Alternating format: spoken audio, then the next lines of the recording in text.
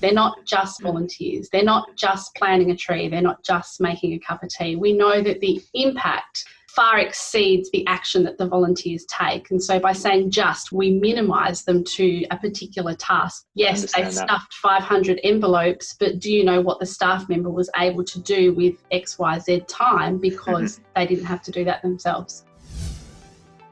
Today, we're joined by the wonderful Tracey O'Neill. With over 20 years of experience managing volunteers, Tracey is passionate about including volunteers as part of the workforce and that they're not just another volunteer. In this chat, we talk about the important role volunteer managers play in creating incredible experiences for their volunteers and the communities that they serve. We'll also discuss the challenges of making organisations appreciate just how important volunteers are as a resource to help organisations achieve their mission and some helpful tips to guide you through these difficult conversations. The podcast also touches on the impacts of COVID-19 on volunteering, including the important role volunteers will play in the COVID-19 recovery around mental health.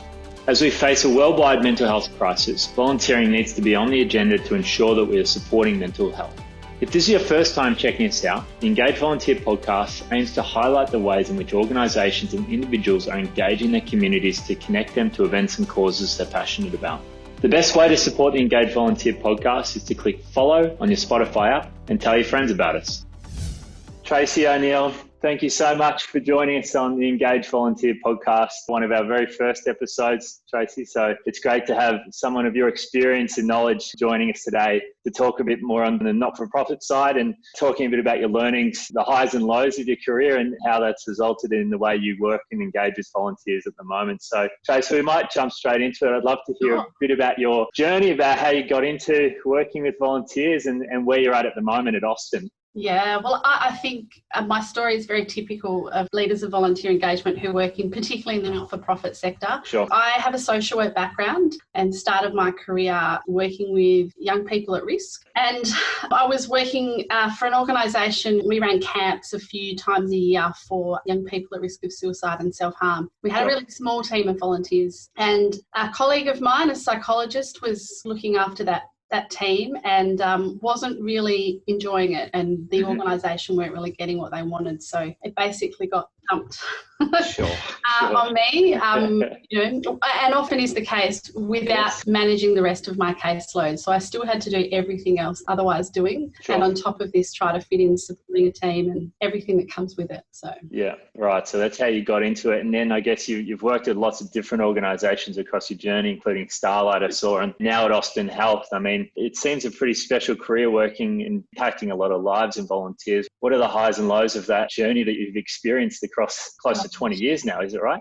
Yeah, 20 years nearly. Look, for me, I think some of the most incredible highs really come from the feedback of volunteers about the difference it has made being given the opportunity to volunteer. So I think in particular about, and this is probably a special story to me because it was really, really early on in my career at Starlight. Starlight was my first proper volunteer coordinator job when sense. I actually got a full-time job working with volunteers. And it's probably a special story because I didn't realise the impact I could have. I've always recognised that I'm not the one that creates the magic. I guess what I say now with 20 years experience is my job is to empower people to change their world. Yes. And I had a volunteer who decided through his time working with children in the hospitals that he wanted to become a child psychologist. And he also became a clown doctor. And he toured overseas with Patch Adams, very luckily. Oh, really? An amazing experience going to a Russian orphanage and spending time with a young boy who basically lived in a straight arm. He managed to convince the carers. He wasn't verbal, he couldn't talk, he couldn't feed himself. Nothing. And they classified him as violent, which is why they kept him in a straitjacket. And he managed to convince the nurses to actually take him out of the jacket. Very concerned for his safety. But he sat and sang and, used a lot of his props and made this little boy laugh and engage. And they said it was the first time they'd ever seen him calm. Wow. And it still brings tears to my eyes, that as someone who sits behind the scenes, and in none of my roles have I really had the opportunity to sit at the coalface and do what the volunteers do. Yep. But his story really sits with me because I think it makes me realise how powerful and important our role is to really pave the way for volunteers to create these incredible incredible experiences, not just for themselves, but for other people. Yeah. And that continues to happen. I'm sure I'm not the only one. You just hear stories all the time of the difference volunteering has made to people's lives. And I guess that's why the people who do it. We love to make a difference, and we love to see the world made a better place, every day. Yeah, big time. And I think it's a fine dance volunteer managers have with dealing with large numbers of volunteers, between treating them as numbers on a spreadsheet in order to fill a capacity requirement, or as individuals that are going to go on and go to Russia and help with these incredible causes. And that can be sometimes a balance of how supported these teams are and volunteers, and how much weight is sometimes put behind these programs. We've seen it from afar for a long time now. You've been very involved in a lot of those decisions and fighting the good fight, if you will. Can you talk to me a bit about some learnings you've had and ups and downs of getting support from your organisation? Some of the challenges, my gosh. I guess a huge one for me is the way I described it to a previous CEO is, if you think that we're some fluffy team who kind of sits over here separate to the mission of the organisation that makes us look good, then why bother? Why bother paying me? Why bother wasting my time and all the volunteers' time? So a huge challenge, I think, for a lot of organisations. And I don't think this, only is only for not-for-profits. I think this is certainly the case in some of the large events and sporting areas, potentially sometimes emergency services as well, where volunteers are working alongside paid staff. Very true. That often, senior leaders in particular, or the culture of an organisation, they don't understand just how critical and powerful volunteers are as a resource to help us achieve our mission. I think about our organisation, some of our strategic priorities are around providing exceptional patient care, with the budget dwindling every year for health services, with the emphasis on getting people through hospitals as quickly as possible. Often a lot of the human connection kind of disappears or reduced, and people come into hospital feeling scared and anxious, and they don't have all of the information they need, and people can have a really negative experience. We know that, some of those very first impressions are what then colours someone's entire experience. And here can make a huge difference around that. So, there's frustrations around not being included when staff talk about the workforce. There's frustrations around our team not being considered when we're thinking about projects that have an impact on things like patient experience, where I know that if we were included, we could actually have a massive difference. I think some of the other things are around the kind of red tape we put around volunteering. So, particularly now, we've kind of jumped into the virtual world really quickly. A lot of us knew it was coming. We probably weren't prepared. And, I'm starting to have conversations about how can we engage volunteers without the need for all of this red tape. We have volunteers who are working from home. They might not necessarily need to have access to any sensitive information. They're not working with patients or any vulnerable people. They're in graphics for us, or editing a video, or reviewing documents. Why do they need to have a police check? At the moment, our policy says everybody has to have a police check. So makes sense. There's those challenges where, blanket policies that really exclude and sometimes make volunteering not seem appealing to people who might otherwise come on board. Especially when they're giving their time for free. Why put hurdles up when at the end of the day they're just wanting to help and get involved? You know what, Shannon? It's not even for free. Their time isn't for free. They could be doing something else. And that's exactly it. Yeah, totally. Volunteers are engaged and they're doing something, or they're sitting around waiting because people, staff aren't prepared for what they need to do. Or absolutely. Haven't been trained properly. Yeah, or we're going to recruit 10 extra just in case, and then they don't have anything for them to do. So their time isn't free. They're not giving things for free. They're choosing my organisation over so many other things they could be doing, and we need to respect that time. And there's a lot of other things for them to be doing. If their time is wasted, and it doesn't take much for one bad experience for them to be never seen again, because they're not on a salary. But conversely, it only takes one experience for that person to end up in Russia helping people. It's funny how it goes both ways. And so I guess it's good to hear the challenges that you've gone through, because I think they're not unique. It's great to hear your experience with that. Have you got maybe some learnings about what others who might be listening to this podcast are going through similar battles internally about best ways to try and engage with those senior ups or to just share the message to make sure that your program is supported. Have you got any advice for people out there? Yeah, I do. And I guess I preface this by saying we are by no means at the end of this journey. For sure. And I think this is an ongoing thing for everybody. For me, I think that the most important thing and the easiest thing for us to do is to really be mindful of the language that we use and be really purposeful in the language that we're using when we're having conversations about volunteers, about volunteer engagement and volunteer impact. And with this tip, I think you can really start wherever you feel comfortable, because not everyone is going to feel comfortable kind of challenging people overtly, but I think there are little things we can do. So, one thing that is very common is not letting anyone say just a volunteer. Whether it's a volunteer or a staff member, kind of stopping and saying they're not just volunteers, they're not just planting a tree, they're not just making a cup of tea. We know that the impact far exceeds the action that the volunteers take. And so by saying just, we minimise them to a particular task that they do. Yes, they stuffed 500 envelopes, but do you know what the staff member was able to do with XYZ time because they didn't have to do that themselves? One of my big passions is about including volunteers in the workforce. So talking about volunteers as part of the workforce at every chance you get. When you're writing about volunteers, write about them as a workforce. And if you hear people say staff, you can, and volunteers. I know a colleague, Ange Sy at the YMCA, did this, and she would, every meeting she went to, if someone said staff, she would go, and volunteers. And volunteers. And she said the measure of her success was when other people started jumping and saying, and volunteers. She knew the message was then getting around and people were starting to take that on board. I think for me, a really important one, moving forward is for us to talk about ourselves in terms of the role that we have, not our job title. So, a lot of people are called coordinators or officers, support officers.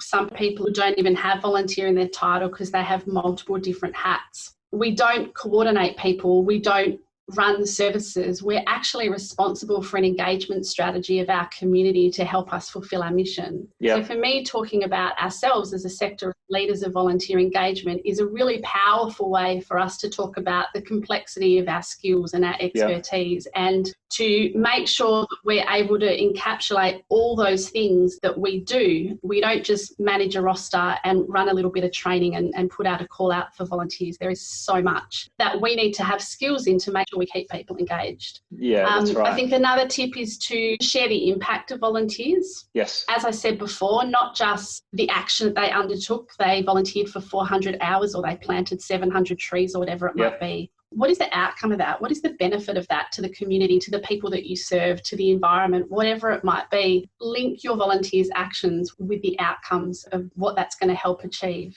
And I think, Tracey, it's a very interesting point because let's face it, your role and a lot of others in this space is the nice side of an organization that's dollars and cents, right? Like comes down to revenue and money that can be put behind the program or probably very easily stripped out because the impact and the data you're talking about is sometimes, I would say it's pretty fluffy in the volunteer space because it's hard to quantify it sometimes. Have you ever been required to try and quantify it, and any suggestions on the best way to do so?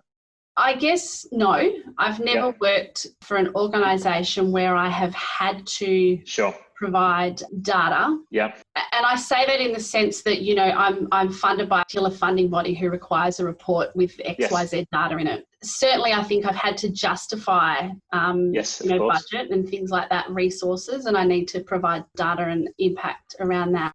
It's a tough question because there isn't particularly an answer in our space, but I think it is something that will help support organisations a lot more if they had data and the economic impact perhaps that their volunteer program has on the organisation. So there may not be a particular answer there, Tracey. It's more just an awareness of it, I think one of the things that we're trying to do here is we are trying to develop impact measures for every role that we have in the organisation. And any new role that gets requested, we're going back to staff and saying, can you tell us how you will measure the impact of this? Yes. And that's a whole nother level of work. I acknowledge that. It's tough, it's time consuming, but I think it's really important. So it's thinking about things like who could you survey to find out about the impact of this, and what questions would you ask? Is there data that you can measure? So, for example, we have some volunteers on a particular ward, what we call subacute patients in rehab. So they're usually older patients who are recovering in hospital, waiting to be discharged home, waiting for a nursing home placement. Many of them have had a stroke and are starting to learn some of those independent living skills, or to rehab until they're ready to be discharged. Yes. One of the things that the staff on that ward did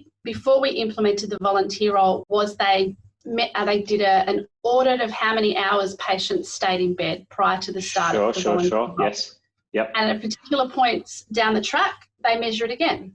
Now that we have volunteers on the ward who are spending time with patients, encouraging them to get out of bed, we're now measuring. So I guess it's thinking about the kind of data that you could collect that is going to help you. And we acknowledge that it's not just the volunteers who are impacting these outcomes. It's not just volunteers who are getting people out of bed. There are other people, there are family members, there might be other activities that they're developing, but the volunteers are part of that. It's really, really important to think about how you would measure it, because the data is important. Yes. The other thing that you can do is provide a little bit more context around the hours by using return on investment figures or value for a volunteer's time. Yeah, so, I was going to say, like almost an hourly rate to say, across the year, we've contributed $200,000 worth of time. Or, we often use the South Australia put out a figure every year. There's Volunteering South Australia and Northern Territory. And around August every year, it's about $43 something. I was going to, 41 I've seen, But then, Volunteering Victoria are about to come out with their State of Volunteering report. And in that, there's a return on investment. So looking at the return on investment you get for every dollar you invest into your volunteer program. And so I think that's another way that you can do it. That's about all of the, the wages and the resources and everything you put in. So if you put in more, you're going to get X more out of the program. So there's a couple of ways I think you can do that. One of the key things I think that we need to do better as a sector is tell our stories, though, because data cannot capture the true impact of volunteer engagement. And I think that any piece of data that you share, you need to have a story alongside that to really contextualize it for people, Yep, totally right. We know that it's stories that actually get people to act. It kind of triggers those hormones, endorphins and things like that really get people to connect with your mission or your organisation or whatever it might be. So I think honing our storytelling skills is really important too. You're absolutely right. And the reason why I'm asking so many questions around this space is I figure with COVID, and we're seeing it, I'm sure you're seeing it as well, is cost reduction often in organisations. And sometimes, sadly, the volunteer programs are one of the first to be looked at. And so there's nothing like data to say that, hey, if you were to drop this, then here's the outcome, and the cost recovery would be much more expensive compared to almost reinvesting and putting more money into a program like this. And maybe just quickly, your thoughts on COVID and the volunteering space more broadly, and what you're seeing out there and what your hopes are, perhaps. What do you think? Look, I think we know that more than 50% of the Victorian population stopped volunteering once COVID hit, and hours of volunteering was reduced by at least 2/3. Many organisations, volunteers have had to cease. It's had a lot of volunteers reconsidering volunteering. Yes. A lot of people are going to, while they may want to now, I would say 95% of our team want to return. I know that when it's time for volunteers to return, many of them will still be nervous. Many of them still in one of those high vulnerable categories. Just quickly on that, Tracey, I mean, that is a lot of the time the demographic of volunteers is those that have more time, that are retirees, that are probably higher risk to be volunteering and out there. We actually just at Rosterfy did a global volunteer survey of all of our clients' volunteers, and a big feedback was 75% of volunteers would be more likely to come back had there be a more training and engagement around what to do that's different when I'm on site compared to what I would have been doing last year. It's an interesting one, isn't it? That people are still interested, rightly so nervous about returning, but ultimately it's in our control about how we can make them feel comfortable to come back. Because I think organisations that aren't doing anything, volunteers will be going, well, if I'm not comfortable going back here, then I'm going to go somewhere else, because they are showing they care, I'm going to be looked after, I'm going to be safe. Pretty basic human level involvements that can be quite easily managed by an organisation. And I think, part of that is around giving volunteers all of the information they need to make an informed decision. We know here in Australia that we're really struggling with the fact that most insurance companies won't cover volunteers if they contract COVID while they are volunteering. We could talk for 2 hours about that.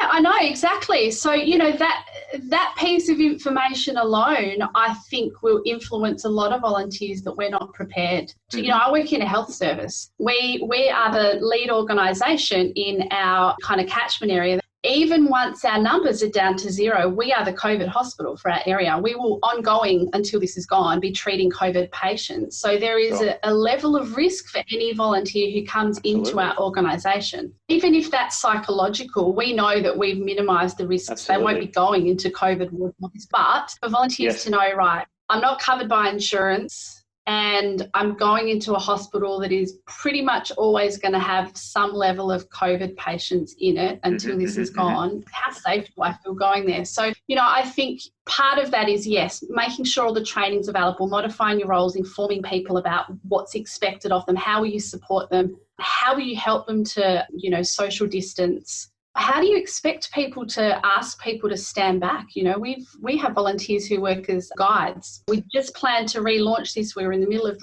training 50 new team members when COVID hit. How do we make people comfortable and confident saying, I'm really sorry, I need you to step back? That's not in a lot of people's nature. So I think there's a lot that we need to consider to make people feel comfortable coming back. And I think part of that is about connecting with other organisations. I need to be really comfortable that some people don't want to come back to a health environment volunteer. So who else can I link them in with? We know their skills best. We know their strengths. How can we support them to continue to support our community? They're not my volunteers, they're not our volunteers, they're our community's volunteers. And, we know them best. We know what they've got to contribute. So I think that's a really important part of the puzzle too. Yeah, you're right. Absolutely. In the midst of COVID, we were in a lot of webinars, in particular in London at the time when it was going crazy, and all these charitable organisations saying, our volunteers, and this is a really important point for me that I want to get across in all these podcasts, is the volunteers, they're helping you at Austin, but you're helping them by bringing them in as people and connecting them to something or a cause or a community. And it's that's going missing, of the side of the story that no one's really telling because it's not really an authority or a voice for that side. So how do we help those people and make sure they stay engaged, even if it may not be with you and helping your organisation? It's a very, very fair point you make, Tracey. And I think, Shannon, just on that, I think one of the things, not only do I think I said my tip before about, being mindful of your language, I think we need to get really good at understanding what is it that we do. What is volunteer engagement, and here in a health service, I talk now a lot about pathways to future health workers. I think that we need to be talking a lot really loudly with everybody about the mental health benefits of volunteering. We are going to have a worldwide mental health crisis. We already are, basically, but once this dies down and once we're out of this, volunteering needs to be on the agenda around supporting people's mental health, and we need to be the ones who are having that conversation. We need to understand the research. We need to be able to tell our senior leaders, this is why volunteering is really important and why you need to resource us. So, we need to get out of the kind of doing head. Oh my God, I've got to do this and do that. Roster, organize this and do my roster, sort my event out, create this do my training. report. We need to give ourselves some reflection time to step back and really look at the bigger picture of volunteer engagement, because we need to be a voice at that table. Yeah, you're right. To have that voice, I think, is very important. It's a very fair point, Tracey. So to end all of our Engage Volunteer podcast, Tracey, we've got a few questions that we like to ask everybody. So the first one is almost a tricky one. It's why did you first get into your role and why are you still doing it? Because it can be tough. Yeah. So I got into it because I was asked, which is really interesting, because I think that's, we know that's one of the top barriers to people not volunteering is they're not asked. Very good point. So, but I think I stayed and I sought out volunteer engagement roles 20 years ago, and I stayed because I always knew I wanted to make a difference in the world. I always knew that helping people to have better experience was my purpose. I Awesome. grew up knowing how privileged and I don't think, totally knowing how privileged I was, but I knew I was privileged. I knew I was really lucky. I knew I was safe. I knew I was loved. I knew I was educated. And I guess I started out studying psychology. I could, fix people's lives. Yes. Yeah. And stopped after I realised that was ridiculous. Yeah. I then got into social work because that's more about empowering people. I never knew there was a career where the difference I could make was actually being the conduit for so many other people to change the world. Not being the clog in the pipe, if you will, like not being the one that has to do it all. Yeah. Yeah. And I kind of feel a little bit like a street sweeper, or maybe one of those people with the broom in curling, Yeah, sure. My job is to clear the way, to make it easy for the community to make this world a better place. And you know what, just on that, Tracey, I think there'll be a lot of volunteer managers that get caught in the headspace of I'm the one that needs to do it all. And probably rightly so when their program may not be funded so much. But I think it's an interesting headspace for people to work through, is not being the one that needs to do it all when it's really, you've said it 5 times today about empowering. The title of this podcast is about empowering.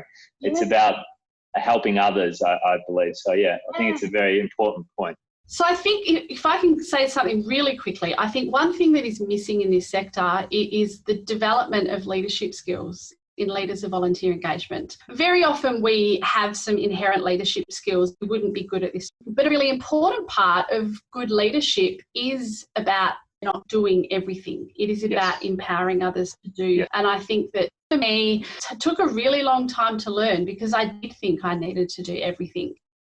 It's about what are parts of my job even that I can give to volunteers, support them and support me and support our team. Very, very valuable insight, and there isn't a direct answer to it, but it's very important to discuss and evolve as this podcast go. But the next one I had for you, Tracey, was working with volunteers can provide some wacky and weird and proud and awesome moments. You mentioned one about the volunteer that ended up in Russia. Is there another perhaps that highlights to you, maybe a really fun sort of moment or happy moment that you've seen? As soon as you asked this question or asked me to think about this question, a particular volunteer came to mind, and she comes to mind often. So this was in a previous day, and Renee came to my office to volunteer, and our organisation at the time had a lot of services for homeless, inner city health service.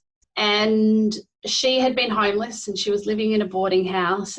She annoyed me, she was just desperate. And I remember just going, but there was something in me when I viewed her that said, I have absolutely no valid reason not to recruit her as a volunteer. Mm-hmm. So I recruited her, and she was did a little bit of everything.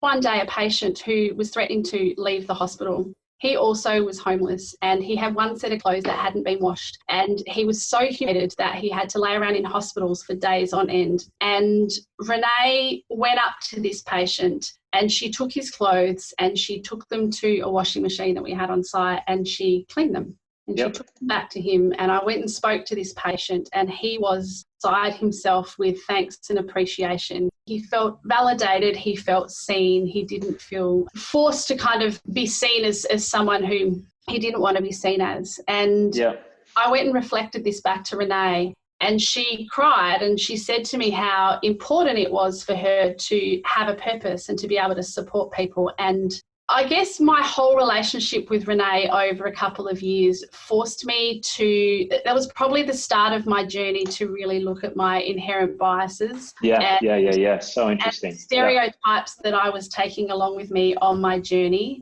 I know now that volunteering in Western countries is very much a role for people in privilege. And the reason I think I'm reminding myself that everyone has something to give, I guess I'm really mortified now that I judged her based on how she looked and how she smelt and how she spoke to me. It's rubbed me up the wrong way. She ended up being one of the most amazing, probably, friendships that I had.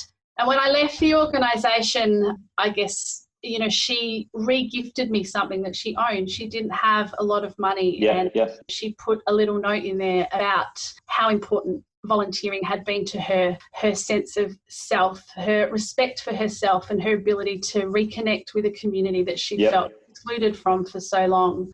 I love that story. And big time. Me too. Yeah. And I think just really important to continually challenge myself about the assumptions that I have about what a volunteer should look like and be like to contribute. So. Big time. Yeah. Thanks for sharing that story, Tracey. I think I would imagine there's volunteer managers out there that have similar stories, or volunteer managers out there that are still in the judgment phase of their career and learning these things. And I think the role of a volunteer manager can be very humbling at times in terms of you can be pushed back quite a few times or have to deal with crappy jobs or crappy responses from people. But I think that rounded view on things is something that you learn, not in a textbook, but through probably some tough times going home to your partner and friends going, God, I have to deal with this. But then often those challenges are the best things that come out of the job too. So yeah, thanks for sharing that. And just lastly, the last question we'll finish on is,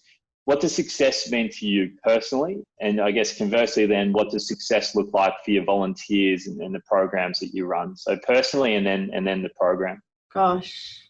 So I think over the last couple of years for me, has really come from my peers, feedback from my peers. I recognise now that there's a lot of work to be done and there's a long way to go for many organisations developing really positive, authentic cultures of volunteerism. And whereas years ago, I guess I would have assessed my success on how well I did at changing culture, I now know how difficult that is and that it can't come from one person. And so for me, success now is really the feedback I get from my peers and my colleagues in the sector around what I contribute. And that's really humbling. And I think it also validates to me, I do have this expertise. I do have these skills. May have moments in my organisation where I feel that maybe I don't or maybe I'm not demonstrating them well. That for me now is success. Yes, for sure. For volunteers, obviously everyone is different. Every volunteer has a different measure of success. People, I think, knowing that they made someone's situation a little bit better. So, it's hard because I think volunteers often don't receive that feedback. People necessarily understand what you've contributed and won't thank you in the moment that you're there, but the impact will be seen later. You gave a palliative care patient a blanket. The impact of that is it meant so much to that patient and their family that they actually buried the patient with the blanket, which they received from a complete stranger, a volunteer, only a week earlier. So I think it's different. And for others, we've got fundraising volunteers who have been running an op shop for more than 40 years. For their success is being able to hand over a check at the end of a year to the and knowing that they're contributing to the purchase of equipment that we otherwise wouldn't have, that makes a difference in the life of patients. So it's one of those things because you need to understand the motivations and the expectations of all your volunteers, and that's hard when you have big teams. So I guess in general terms, you just need to know that it's different for everybody, and you need to allow for all those different options. No, look, you've hit the nail on the head there, Tracey. I think this year we had Mother's Day Classic on a webinar with us, who obviously a humongous national event series all around the country, in person, volunteering, thousands and thousands of volunteers turned to nothing because of, in terms of events cancelled, but needed to go virtual. And so what they did during that period was basically connect with all their volunteers around the country and almost reconnect with them about what can we do to help you? Like, why are you here? And I think spending that time to capture that information, how to use technology to gather that information, group reporting and making it simpler to do, because I understand calling 500 people isn't the job that's just done. So how to use technology to do that, I think is very important, because I said at the very start of this podcast about volunteer management, it's a fine dance between numbers on a spreadsheet and thousands of individuals, isn't it? And it's, as you've just summed up there, it's the individual side which gets people coming back. And ending up in Russia helping people, or it is the individual experience that leads the volunteer to be never seen again because they're going to go do something else because there is so many opportunities in this world to do other things and volunteer. So Tracey, I really appreciate your insight today. It's people like you that make this world a better place in terms of engaging with volunteers and helping. Great to try and bring some of these stories to light. And I think some of what you shared today is really valuable for people maybe starting off in their career or facing some of the similar challenges that you've had. So yeah, we would really appreciate staying in touch with you and hopefully getting you back on again one day to talk more about it. Love to. Thanks for having me, Shannon. Appreciate it. No worries. Good stuff. Thanks a lot, Tracey. Thank you so much for listening to this episode of the Engage Volunteer podcast with Tracey O'Neill. We hope you enjoyed it. If this is your first time joining us, then welcome. Our podcast aims to highlight the different ways communities connect to events and causes they're passionate about, with new episodes released each Wednesday fortnight. The best way to support the Engage Volunteer podcast is to click follow wherever you listen today and make sure you tell your friends about us. On the next episode of the Engage Volunteer podcast, we are thrilled to host Jack Coles, Workforce Planning at FIFA. During this podcast, Jack and I chat about his incredible journey to get to where he is today and the roller coaster ride of highs and lows in managing mass workforce management programs. A real key takeaway for me personally was Jack's positive can-do attitude and the importance of putting the human needs first to empower your workforce to help you and your organisation succeed. Jack also provided some really helpful advice on systems and processes for your workforce program. We hope to catch you then.